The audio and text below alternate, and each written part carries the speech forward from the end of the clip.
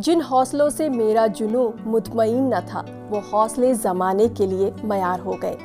तो नाजरीन, आज मैं तरन्नुम अली इन्हीं हौसलों के साथ उस शख्सियत से मुलाकात करा रही हूँ जिनके हौसले चट्टानों की तरह मजबूत और इरादे तलवार की धार की तरह पैने हैं। आपने अपने जुनून से खुद को Limca book of world record में दर्ज कराया। आपकी पहचान एक मशहूर बाइकर के तौर पर है। आपके इरादों के सामने सियाचिन और खारदुंगला की पहाड़ियाँ भी छोटी हो गईं। आप हैं पल्लवी फौजदार।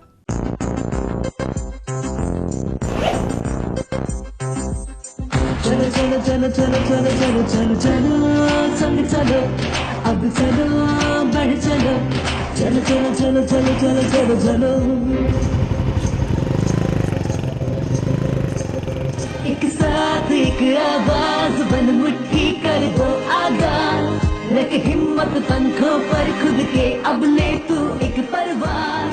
चलो चलो संग चलो, अब चलो बढ़ चलो, चलो चलो चलो चलो चलो चलो चलो चलो चलो चलो चलो चलो चलो चलो।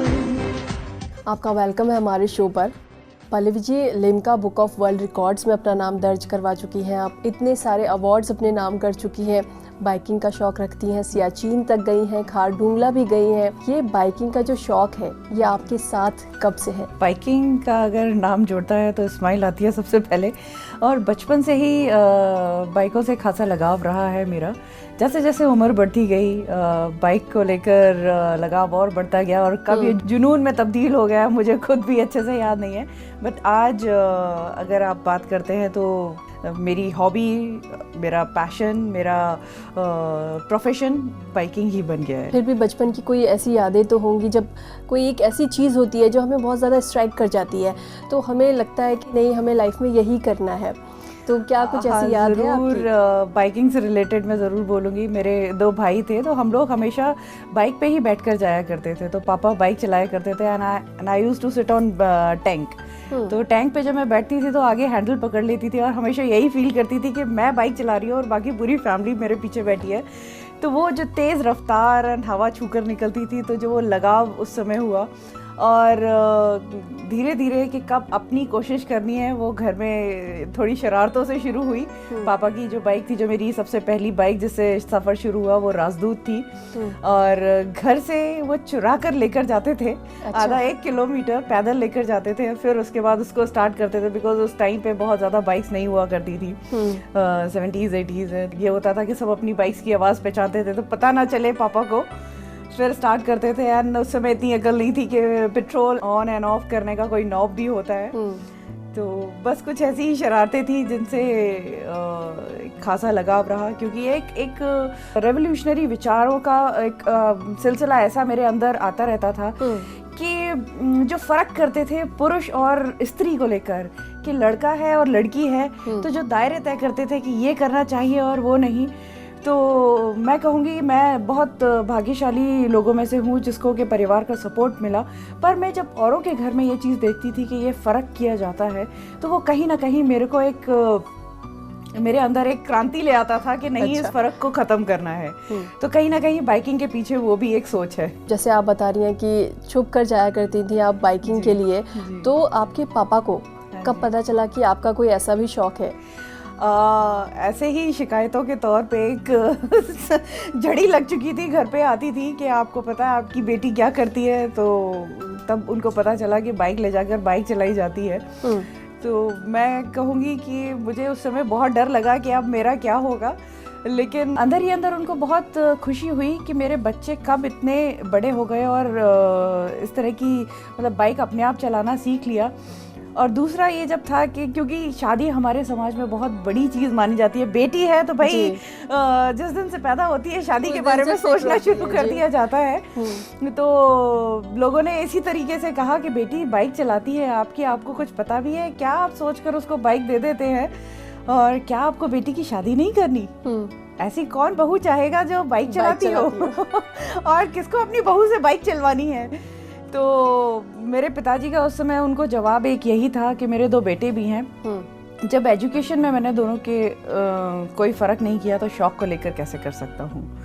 तो कहीं ना कहीं इन शब्दों ने एक जिम्मेदारी का एहसास भी दिलाया और गर्व महसूस हुआ और साथ ही एक जिम्मेदारी लगा कि नहीं अब कुछ कर दिखाना है। आपको लोगों ने जब देखा हो तो कहा अरे देखो लड़की बाइक चला रही है, क्योंकि आज भी अगर कोई लड़की स्कूटी चलाती है तो लोग देखते ज़रूर हैं पलट के। मैं कहूँगी लड़की स्कूटी पे हो, बाइक पे हो, चाहे पैदल हो, लोग लड़की को देखते ही हैं।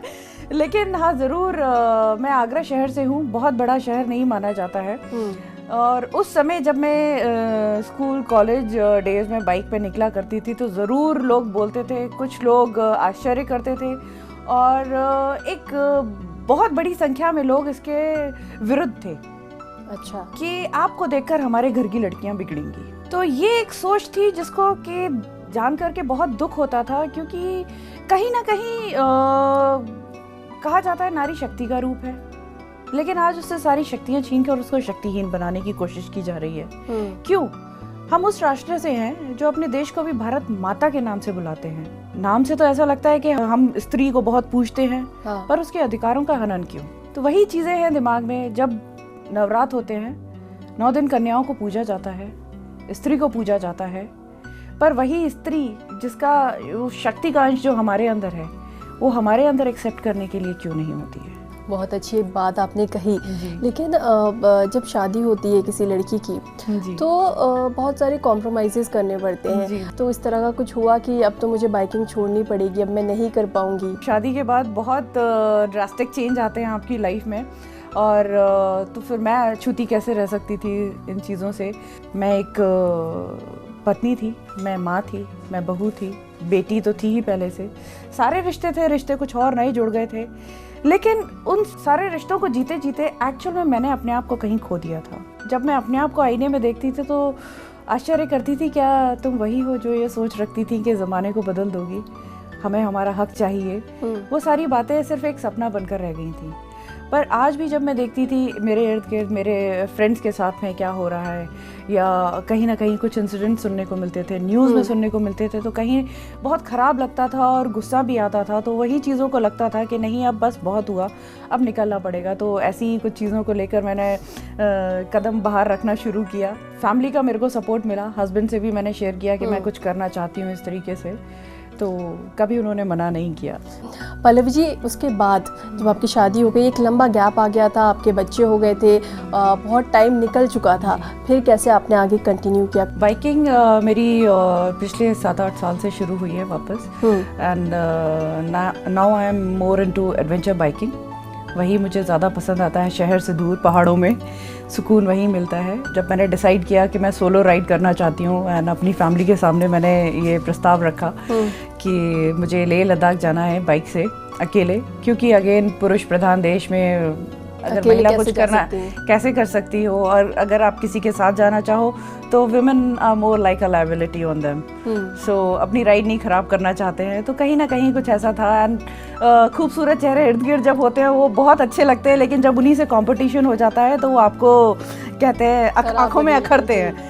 तो ऐसा ही कुछ अनुभव थे मेरी ज़िंदगी के भी, और यही जताने के लिए, लोगों को दिखाने के लिए कि महिलाएं क्या कर सकती हैं। ये मेरी अकेले की जंग नहीं थी जो मैंने उस समय छेड़ी थी, और ये आप कह सकते हैं कि कंप्लीट वुमेन फेटर्निटी के लिए मैंने ये स्टेप लिया था। और मैंने डिसाइड किया कि मैं लेह लद्दाख जाऊंगी।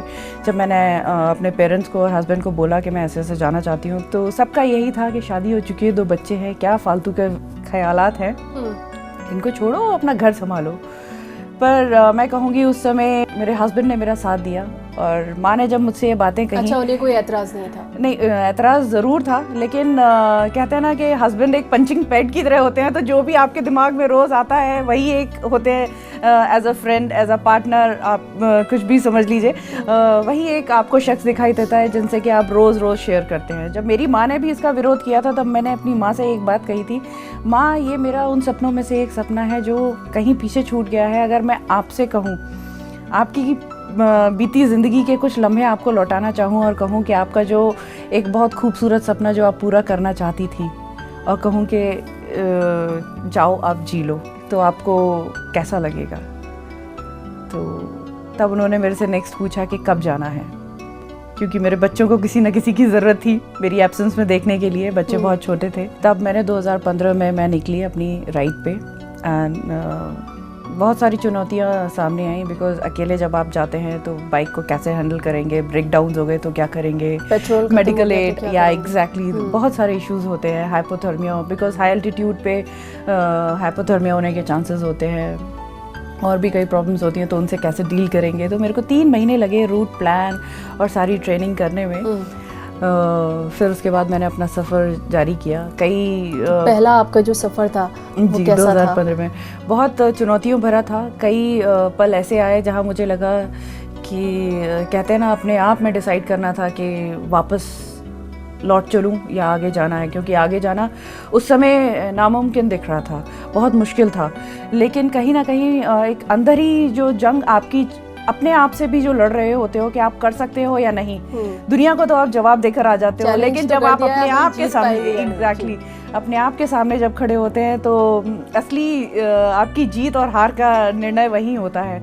तो कहीं ना कहीं मैंने ये डिसाइड कर रखा था, इस सफ़र में मैं आगे ही बढ़ूंगी, पीछे मुझे नहीं जाना है। क्योंकि बच्चों को भी मैं ये बोल कर आई थी कि मम्मा कुछ बड़ा करने जा रही है और वापस तब तक नहीं आएगी जब तक कि उसको अचीव नहीं कर लेगी।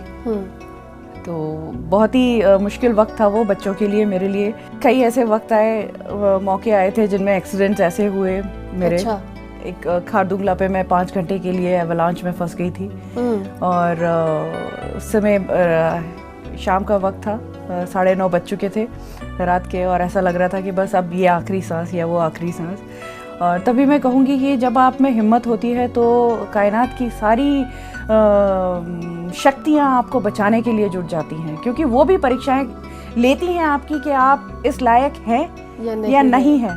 और शायद मैं पूरा इसीलिए कर पाई उस चुनौती को, क्योंकि मेरे साथ जो लक्ष्य था वो सिर्फ मेरे अकेले का नहीं था, वो एक पूरी सारी महिलाओं के लिए था। फिर आप वहाँ से निकली कैसे? 9:30 बज चुके थे, काफ़ी देर लगी रूट ओपन होने में। तब वही मेरे को मंदिर की एक घंटियाँ सुनाई दी, और क्योंकि मैं लगातार प्रार्थना कर रही थी, चैंटिंग कर रही थी कि बस मुझे उस समय बच्चों का चेहरा याद आ रहा था। एक छोटी सी प्रार्थना करी मैंने कि मुझे घर वापस लौटना है, मेरे बच्चों के पास मेरे अलावा कोई नहीं है। कहते ना कि आत्मविश्वास अगर हो तो हर चीज़ मुमकिन नज़र आती है। तो वही एक विश्वास जो कहीं था, जो छुपा था, वो उसने खुद से रूबरू कराया, और वापस मैंने बाइक स्टार्ट करी और अपने आप को संभालती हुई निकल गई। वहाँ पे मेरे ब्रेक भी फेल हो गए थे, लेफ्ट साइड का फुटरेस्ट भी टूट गया था। सफ़र बहुत मुश्किल था, पर मैं कहूँगी कुछ ना कुछ ऐसा था मेरे साथ में जिसने उसको पॉसिबल बनाया। आप काफ़ी दूर दूर तक गई हैं, आप सियाचिन भी गई हैं, खारदुंगला गई हैं, और 19,323 फीट तक आप गई हैं। आप ऐसी ऐसी जगह जाती हैं, वहाँ होटल्स तो होते हैं नहीं, जंगल होता है, दूर दूर टेढ़े मेढ़े रास्ते होते हैं, सिर्फ पहाड़ ही पहाड़ है दूर तक। तो फिर आप रात को किस तरह से मैनेज करती हैं? टेंट लगाती हैं क्या, किस तरह से करती हैं? तरन्नुम, मैं कहूँगी मुझे बहुत गर्व होता है मैं जिस देश से हूँ। हम जब तक घर में बैठे होते हैं तब तक सोचते हैं कि दुनिया अनसेफ है, क्योंकि अखबारों में और न्यूज़ में ऐसी ऐसी खबरें सुनकर दिल दहलता है, लगता है कि घर ही बेहतर है, बाहर निकलना है मुश्किल है। लेकिन आप एक बार बाहर निकल कर देखिए, आपको दुनिया बहुत खूबसूरत लगेगी, लोग आपको बहुत अच्छे मिलेंगे, क्योंकि आज भी लोग उसमें विश्वास करते हैं अतिथि देवो भव। और दूसरा मैं कहूँगी कि जो हमारी फ़ौज सीमाओं पे हर जगह मौजूद है, सबसे पहले तो मैं उनको सलाम करूँगी मेरा, क्योंकि हर शख्स को मुश्किल वक्त में वो मदद करने के लिए, ना सीमा सुरक्षा के लिए ही नहीं बल्कि सेवा के लिए वो लोग मौजूद हैं। अगर किसी को भी कोई तकलीफ़ होती है तो they are the one who comes for help. तो ऐसे ही कई मौके मेरे साथ में भी हुए थे जब मैं मुश्किल में थी, तो मेरे को शेल्टर उनसे लेना पड़ा। हमेशा प्लान ए प्लान बी होता है, अगर प्लान ए फेल होता है तो उसके लिए हमको सारे इंतजाम रखने पड़ते हैं कि अगर खाना नहीं मिला तो how you have to survive. तो साथ में लेकर पैक्ड फूड चलते हैं, ड्राई फ्रूट्स हो गए, डार्क चॉकलेट्स हो गई, और इस तरह की चीज़ें, जूसेस हो गए, एनर्जी ड्रिंक्स हो गई, और आपका टेंट लेकर चलते हैं ताकि अगर कहीं इमरजेंसी में लैंडस्लाइड हो गई, कहीं रुकना पड़े तो आप रुक सकें। पल्लवी जी, अब मुझे बताइए, कई सारे रिकॉर्ड्स भी आपने बनाए हैं जी। कौन कौन से रिकॉर्ड्स बनाए और खुद आपने अपना ही रिकॉर्ड ब्रेक किया? हाँ जी, रिसेंटली मैंने खुद का अपना एक रिकॉर्ड ब्रेक किया है। 2015 में मैंने 3 रिकॉर्ड्स बनाए थे। जुलाई में मैंने एक रिकॉर्ड बनाया था जो मेरी लद्दाख की राइड थी। उसमें मैंने सिंगल राइड में 16 पासेस कवर किए थे एंड उसमें से 8 पासेस 5000 अबव मीटर के थे। तो एक वो मेरा रिकॉर्ड था। एंड उसी साल मैंने सितंबर में मैंने सुना था कि एक दुनिया का बहुत ही ऊंचा पास है, विश्व का सबसे ऊंचा पास इंडिया में ही है। तो मैंने ठाना कि एक बार एक कोशिश तो करनी चाहिए। वो तो वहीं जाकर तय होगा कि कर पाएंगे या नहीं। माना पास उसको कहा जाता है, डुंगरीला पास के नाम से भी वो प्रसिद्ध है उत्तराखंड में। तो वहाँ पे पहुँचकर 0 पॉइंट तक, जिसकी हाइट है 18,774 फीट, तो अकेले वहाँ पहुँचकर दूसरा मेरा वर्ल्ड रिकॉर्ड बना। एंड थर्ड वन वर्ल्ड का हाईएस्ट फ्रेश वाटर लेक, जिसको देवताल के नाम से जाना जाता है, जो बहुत ही पवित्र ताल है और माँ सरस्वती नदी जो है कहा जाता है, उसका उद्गम भी वहीं से होता है। तो ये 2015 के मेरे 3 रिकॉर्ड थे, जिसमें सबसे बड़ा माना पास था, हाईएस्ट, वर्ल्ड का हाईएस्ट पास। उस वर्ल्ड रिकॉर्ड को मैंने ब्रेक किया 4 अगस्त 2017 को उमलिंगला पहुंचकर। उमलिंगला पास की हाइट है 19,323 फीट। तो ये अपने आप में एक बहुत गर्व का समय था मेरे लिए, और मैं कहूँगी कि पूरी वुमेन फ्रेटर्निटी के लिए, क्योंकि यहाँ पहुँचकर ये दिखा दिया था कि महिलाएं किसी भी रूप में, किसी भी तरीके से कहीं पे पिछड़ी नहीं है। ऐसी कोई चीज़ नामुमकिन नहीं है जो वो ना कर सके। और ये मेरे तीनों रिकॉर्ड ऐसे हैं जो पुरुष और महिला श्रेणी में आज तक किसी ने नहीं किए हैं। पल्लवी जी, जिस तरह से आप हमारे स्टूडियो में साड़ी पहनकर आई हैं, बिंदी लगाई है, एकदम भारतीय नारी आप लग रही हैं। तो जिन लोगों को मालूम नहीं है कि आप बाइकिंग करती हैं या बाइकर हैं, वो जब उन लोगों को पता चलता है कि आप बाइकर हैं, तो वो कैसे रिएक्ट करते हैं? देखिए, साज सिंगार तो स्त्री हूँ, तो वो तो पीछे कैसे छूट सकता है, वो तो साथ में रहेगा ही। लेकिन आपने जो बात किया कि लोग कैसे रिएक्ट करते हैं, पहले तो बहुत आश्चर्य होता है। उनको लगता है मैं एक हाउसवाइफ एंड मदर ऑफ 2 उसी तरीके से लेते हैं। लेकिन जब उनको पता चलता है, तो आज तो मैं कहूँगी लोग जज्बे को सलाम करते हैं और अप्रिशिएट करते हैं। पर हमारे समाज में आज भी लोग ऐसे हैं जो कहीं ना कहीं इन चीज़ों को एक्सेप्ट नहीं कर रहे हैं। और दुख के साथ में मैं कहती हूँ कि आज भी जो रेशो है, आप लक्ष्मी की पूजा करते हैं, दुर्गा की पूजा करते हैं, लेकिन वही लक्ष्मी और दुर्गा जब आपके घर में जन्म लेने के लिए आती है, तो आप उसको जन्म नहीं लेने देते। आप ब्रांड एम्बेसडर भी हैं बेटी बचाओ बेटी पढ़ाओ उत्तर प्रदेश से। हाँ जी।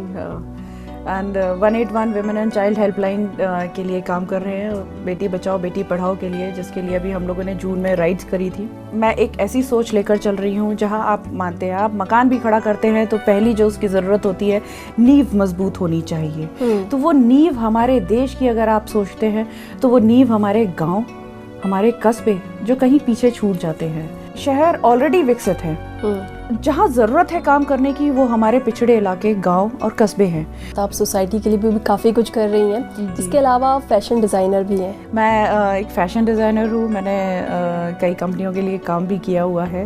और ना केवल फैशन डिज़ाइनर, मैं एक रेगी हीलर भी हूँ, प्राणिक हीलर, जिसकी कि मेरी रोज़मर्रा ज़िंदगी में मुझे बहुत मदद मिलती है।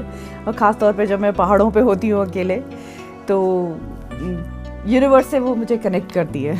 ये एक ऐसी विद्या है। अगर मैं बाइकिंग की बात करूं और औरतों की बात करूं, तो औरत को हमेशा ही कमज़ोर माना जाता है मेल के अकॉर्डिंग। तो जब आप बाइकिंग करती हैं, क्योंकि ऐसा माना जाता है कि टफ़ काम जो है वो औरतें नहीं कर सकती। तरन्नुम जी, ये एक गलत फहमी है जिसको कि मैं दूर करना चाहूँगी। जो भी आज दर्शकगण इस प्रोग्राम को देख रहे हैं, अगर आप ईश्वर में विश्वास करते हैं, जन्म देने के लिए भी उसने स्त्री को ही चुना है, क्योंकि उसकी क्षमताओं को वो अच्छे से पहचानता है। एंड जहाँ तक कि आप बाइकिंग से रिलेटेड अगर इसको रिलेट करके आप जानना चाहती हैं, तो मैं ये कहूँगी, कुछ भी आप ज़िंदगी में करते हैं, more than a physical, it's a mental game. यहाँ आपको और यहाँ से पता चलता है कि आप कितने शक्तिशाली होना चाहिए। एग्जैक्टली। अगर यहाँ से आप मजबूत हैं, तो आप कुछ भी कर सकते हैं। कुछ भी चीज़ आपके लिए इम्पॉसिबल नहीं है। चलिए, ये तो आपके बहुत ही मजबूत इरादे हैं। और पल्लवी जी, अगर मैं आज जिस तरह से आप देखती होंगी हमारी जो सोसाइटी है, हम लड़कियों की सेफ्टी की अगर बात करें तो शहर में क्या, लड़कियां तो घर में भी सेफ नहीं हैं। आप इतनी दूर जाती हैं, दूर दूर तक कोई होता नहीं है बात करने के लिए, एकदम सन्नाटा, और कई कई रात भी आपको रुकना पड़ता है क्योंकि आप इतनी दूर दूर जाती हैं, अकेले सफ़र करती हैं। तो क्या कभी इस तरह का डर भी आपको लगा, या कभी कोई ऐसा हादसा पेश आया हो? जहाँ तक आप डर की बात करेंगी तो डर जैसी शब्द तो मेरी डिक्शनरी में नहीं है, लेकिन फिर भी जब आप घर से बाहर निकलते हैं तो ज़रूर कुछ सवालात होते हैं आपके जहन में, आपके करीबियों के जहन में। तो उनके लिए मैं ज़रूर ये कहूँगी कि सबसे ज़्यादा अगर डर आपके इर्द गिर्द कहीं है तो वो आपके घर में है। जब आप बाहर निकलते हैं, दुनिया आज भी आपकी मदद करने के लिए तैयार है। मेरा खुद का अनुभव ये है। सोसाइटी से और उन औरतों से क्या कहना चाहेंगी जो आज भी अपने ड्रीम्स पूरे नहीं कर पाई? पहली चीज़ मैं ये कहूँगी, बिकॉज हमारे जो फ्यूचर है, जो यंग क्राउड है, उनसे मैं ज़रूर आग्रह करना चाहूँगी। देखिए, गलत आज़ादी का मतलब कुछ भी करना नहीं होता है। गलत और सही का एहसास कोई और आपको कराए उससे पहले आपके अंदर होता है। अगर आप सही के लिए कदम उठा रही हैं, आज नहीं तो कल आपको सपोर्ट ज़रूर मिलेगा, क्योंकि सही का साथ ईश्वर भी देता है। ये विश्वास मैं रखती हूँ। और महिलाओं से एक चीज़ मैं ज़रूर कहूँगी कि कहीं ना कहीं अगर आप ये चाहते हैं कि हमारा देश शक्तिशाली बने, तो वो शुरुआत सिर्फ देश के नाम से नहीं हो जाती है, उसकी शुरुआत हमारे घर से होती है, हमारे अंदर से होती है। हमारे अंदर से होती है। हम अगर अपने हस्बैंड का भी सपोर्ट करना चाहते हैं तो हम सबसे पहले, जो हमने समाज के नाम पे जो बेड़ियां लगा रखी हैं, अगर हम ये करेंगे तो लोग क्या कहेंगे, वो समाज की कम और आपकी खुद की लगाई हुई ज़्यादा होती हैं, क्योंकि आप खुद डर एक अपने अंदर पैदा कर लेते हैं और करने से पहले ही अपने आप को रोक लेते हैं। तो उस डर को ख़त्म करिए, बाहर निकलिए। ना केवल आपकी उन्नति होगी, आपके परिवार की उन्नति होगी, आपके क्षेत्र, आपके गांव, आपके शहर और आपके देश को आगे बढ़ने से फिर कोई नहीं रोक सकता। पल्लवी जी, आपके हौसले, आपके इरादे इतने बुलंद हैं कि आपकी बातें सुनकर बहुत अच्छा लगता है। खुद भी एक अंदर से जोश आ जाता है आपकी बातें सुनकर। आप हमारे स्टूडियो में आई, इतना वक्त आपने हमें दिया, आपका यहाँ आने के लिए बहुत बहुत शुक्रिया। बहुत बहुत शुक्रिया तरन्नुम बुलाने के लिए। रख हिम्मत पंखों पर खुद के, अब ले तू एक परवाज़। अपना ज़माना आप बनाते हैं अहले दिल, हम वो नहीं कि जिनको ज़माना बना गया। आज परवाज़ में इतना ही। फ़िलहाल हमें दीजिए इजाज़त, फिर मुलाकात होगी किसी ऐसी ही जांबाज हस्ती के साथ। आप देखते रहिए ETV उर्दू।